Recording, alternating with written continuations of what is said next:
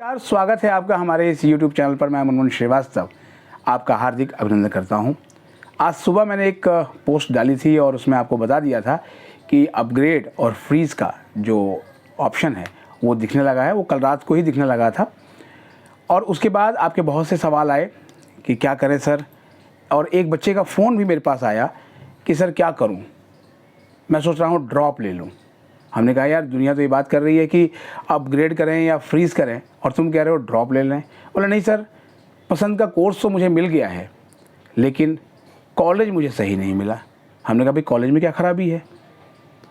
बोले सर मुझे दयाल सिंह कॉलेज मिला है और कोर्स जो है वो मुझे बीकॉम ऑनर्स मिला है। तो मैंने कहा बीकॉम ऑनर्स तो ड्यू का टॉप कोर्स है, और क्या ये आपकी चॉइस थी? बिल्कुल सर, मैं ड्यू से बीकॉम ऑनर्स ही करना चाहता था लेकिन कॉलेज मुझे सही नहीं मिला सर। मैंने कहाँ पे एडमिशन चाहिए था? बोले नॉर्थ कैंपस। हमने कहा भाई सबको तो नॉर्थ कैंपस नहीं मिल सकता, और क्या ड्यू का जो मतलब है वो सिर्फ नॉर्थ कैंपस है? नॉर्थ कैंपस में गिनती के कॉलेज हैं और ये कॉलेज आज के नहीं हैं, ये कॉलेज आज़ादी से पहले के हैं। मैक्सिमम कॉलेजेस और ज़्यादातर जो धन्ना सेठ हैं उन्होंने ही ये कॉलेज शुरू किए थे और कॉलेज उनके नाम पे ही है, चाहे वो श्री राम कॉलेज हो, चाहे वो किरोड़ीमल कॉलेज हो। तो सवाल ये है, या रामजस हो, तो क्यों नॉर्थ कैंपस का इतना चार्म है? सिर्फ इसलिए कि कॉलेज लाइफ वहाँ रिफ्लेक्ट होती है, या फिर कैंपस प्लेसमेंट बहुत अच्छा होता है इसलिए, या आप सिर्फ कैंपस लाइफ को एंजॉय करना चाहते हैं और अपने कोर्स को भी आप दरकिनार करते हैं?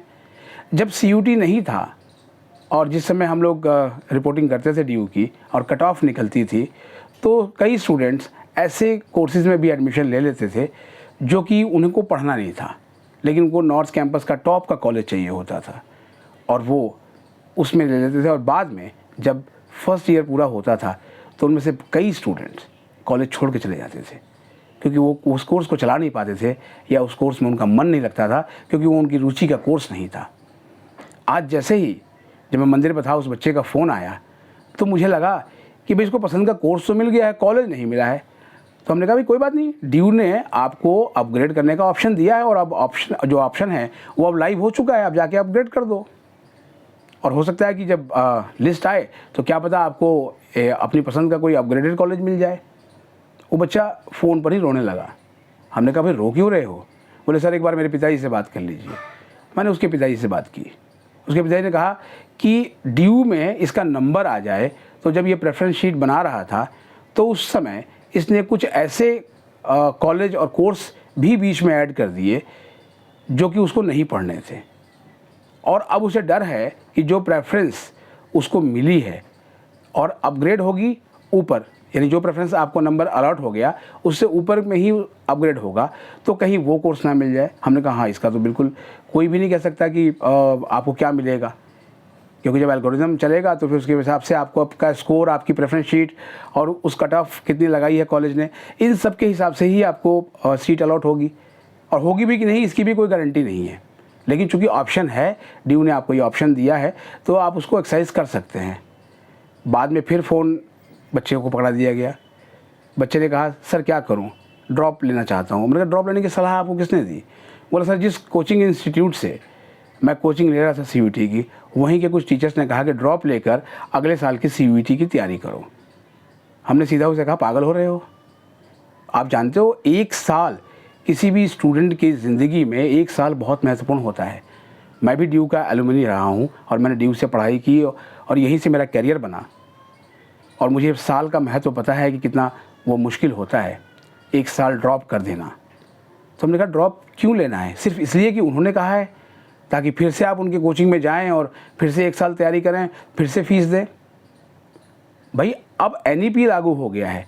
NEP 2020 के लागू होने से सबसे बड़ा फ़ायदा ये हुआ है कि आप मल्टीपल एंट्री और मल्टीपल एग्ज़िट ले सकते हैं।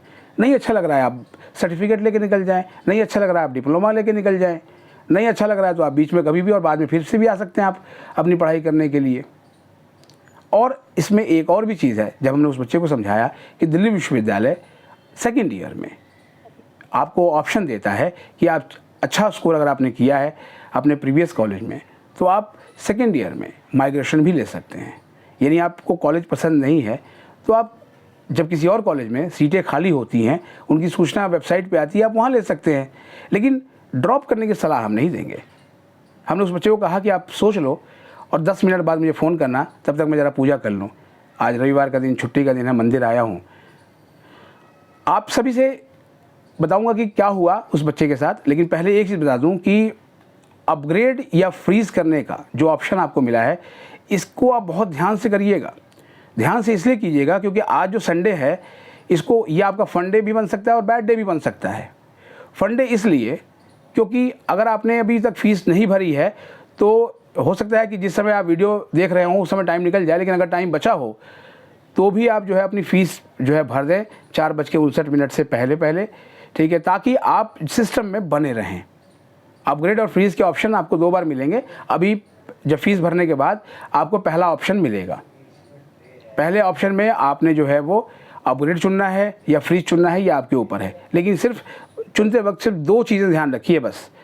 अगर आपकी जो चॉइस मिली है उससे ऊपर के कॉलेज अगर आपकी पसंद के हैं, कोर्स आपकी पसंद का है, तो आप अपग्रेडेशन के लिए जाइए। एग्जाम्पल से बताता हूँ आपको। मान लीजिए कि आपको BA ऑनर्स पॉलिटिकल साइंस मिला है और ऊपर की प्रेफरेंस में BA ऑनर्स साइकोलॉजी भी है, BA ऑनर्स फिलॉसफी भी है और ये आपकी पसंद के कोर्स हैं, तो आप अपग्रेडेशन को चुन सकते हैं, क्योंकि उम्मीद करते हैं इनमें से कोई कोर्स आपको मिल सकता है।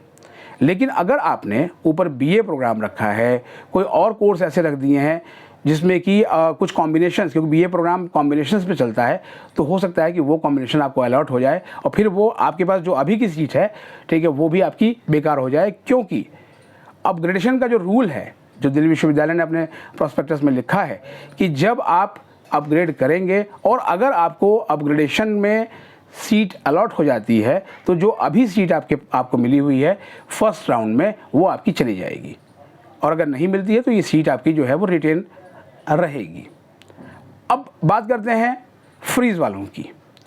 फ्रीज़ करने का मतलब है कि आपने ड्यू में अपनी सिक्योरिटी पूरी कर ली, यानी आप बिल्कुल निश्चिंत हो गए, ड्यू में एडमिशन आपका पक्का है, एडमिशन हो रखा है और आपने उसे सुनिश्चित कर लिया है, आप सेटिस्फाइड हैं। और देखिए, सेटिस्फाई होने की जो है ना कोई लिमिट नहीं होती है।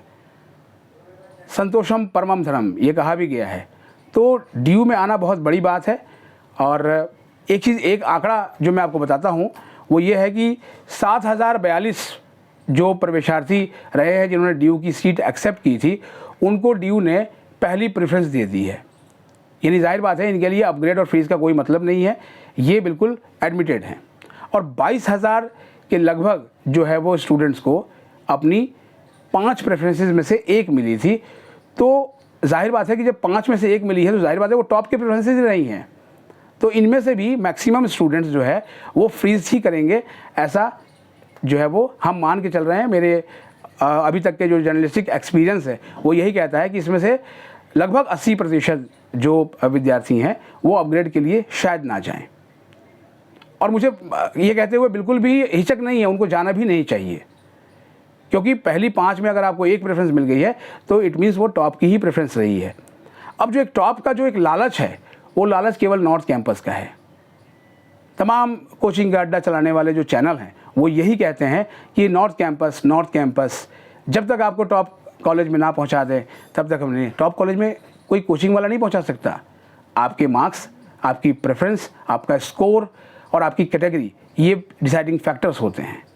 तो अभी जो आपको मिला हुआ है, आपको उस पर क्या करना है, फ्रीज कर दें और या फिर अपग्रेड कर दें, ये निर्णय आपको लेना है, क्योंकि इसी निर्णय पे आगे आपका भविष्य टिका हुआ है। उम्मीद करता हूँ मेरी बात आपको अच्छी लगी होगी। आपके जो कुछ और सवाल होंगे आप उन्हें कमेंट बॉक्स में लिख दीजिए। और हाँ, चलते चलते आप सुन रहे होंगे कि उस बच्चे का क्या हुआ, वो मैं बता दूँ। फिर उस बच्चे का 10 मिनट के बाद फ़ोन आता है मेरे पास और वो कहता है, सर मैं दयाल सिंह कॉलेज में ही कंटिन्यू करूँगा। हमने उसे कहा कि भाई कैसे तुम्हारा ये माइंड मेकअप हो गया। बोला सर जितनी देर आपने टाइम दिया था कि 10 मिनट बाद फ़ोन करना, मैंने बहुत सोचा और ये सोचा कि मान लिया कि मुझे आज तो सीट अलॉट हो गई, ठीक है, अगर जैसे और बच्चों को एक भी सीट नहीं मिली है, अगर मुझे भी नहीं मिली होती तो मैं भगवान से प्रार्थना कर रहा होता कि हे भगवान मुझे BCom ऑनर्स में कोई एक सीट दिला दो। आज मिली है और मैं उसे छोड़ने को तैयार हो रहा हूँ। और उसने मुझे इतने थैंक यू बोले कि मैं आपको बता नहीं सकता कि मैं भाव विवल हो गया। तो आप भी सोच समझ के अपना निर्णय लें। मिलते हैं एक और एपिसोड के साथ, तब तक के लिए नमस्कार।